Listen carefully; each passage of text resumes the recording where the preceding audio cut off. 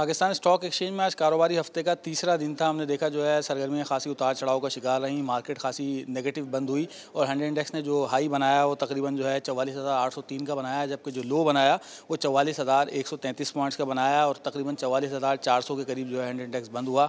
300 से ज़ायद पॉइंट्स की कमी हुई। वॉल्यूम्स की बात की जाए तो 23 करोड़ शेयर्स का मार्केट में काम हुआ। टॉप वॉल्यूम में आज हमें फिर TRG नज़र आया, टेली नज़र आया। तो मार्केट के तजियाकारों का ये कहना है कि जिस तरह कल जो है रात में खबरें आई थी कि खाम तेल की कीमतें बढ़ गई हैं, 10% तक उसमें इजाफा हुआ, $100 $111 से भी जो है ऊपर चली गई हैं। उसका भी जो है असर आज बाजार में देखा गया। दुनिया भर की आज हमने देखा कि बाजारें जो है वो नीचे की तरफ जो है वो जाती हुई देखी गई, जिसका असर पाकिस्तान में भी आया। क्योंकि अभी एक कंसर्न बहुत बड़ा ये है कि अगर खाम तेल की कीमतें इसी रफ्तार से बढ़ती रहीं जिस रफ्तार से बढ़ रही हैं, तो आने वाले दिनों में जो है पाकिस्तानी मईशत इससे बहुत ज़्यादा मुतासिर होगी और ख़ास तौर पर जो हमारा एक्सपोर्ट और इम्पोर्ट का गैप है वो बहुत बढ़ जाएगा, जिसकी वजह से जो है इन्फ्लेशन बढ़ेगी तो मार्कअप रेट बढ़ेगा और मार्कअप रेट बढ़ेगा तो ज़ाहिर है इस इक्विटी मार्केट से जो सरमाया निकालेंगे और मार्केट की तरफ नहीं आएंगे।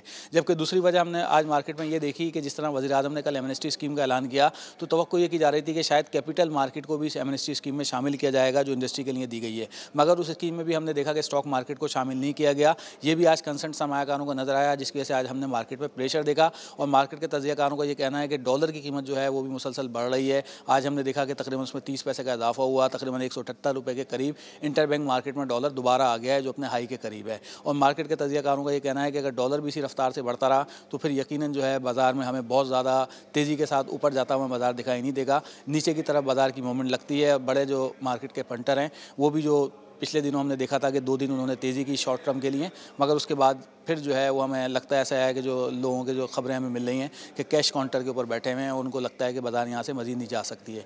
मगर IT इंडस्ट्री के लिए जो खबरें आई हैं तो उससे तो ये लगता है कि IT इंडस्ट्री आने वाले दिनों में जो है मुनाफा बख्श में जाएगी। हमने देखा कि पिछले दिनों जो कुछ कंपनीज़ के नताइज आए तो वो खसारे में ज़रूर थी, मगर जिस तरह टैक्स छूट दी गई है 5 साल की, तो इससे लगता है कि आने वाले दिनों में इनकी बैलेंस शीटें अच्छी हो जाएंगी, जिसके असरात ज़ाहिर इनके शेयर प्राइस पर भी पड़ेंगे। तो अमूमन जो मार्केट के तजज़ियाकार हैं उनका ये कहना है कि जो मार्केट का अपर लेवल है 45,200-300 है, जबकि जो नीचे लोअर लेवल है वो 43,600-500 इस लेवल के दौरान जो है इस बाज़ार इस पूरे हफ्ते में चल सकती है। और अगले हफ्ते भी बाज़ार में क्योंकि लॉन्ग मार्च भी शुरू हो चुका है पीपल्स पार्टी की जानिब से, जबकि जो है अपोजिशन की जानिब से भी कॉलें दी गई हैं, तो ये भी एक कंसर्न सरमायाकारों का है जिसको लेकर लगता है कि मार्केट में बहुत ज़्यादा एक्टिविटी नहीं आएगी। कम वॉल्यूम्स के साथ बाज़ार चलती रहेगी, उतार चढ़ाव का शिकार बाज़ार की कैफियत रहेगी और बाज़ार में बहुत ज़्यादा मिक्स ट्रेंड देखा जा सकेगा।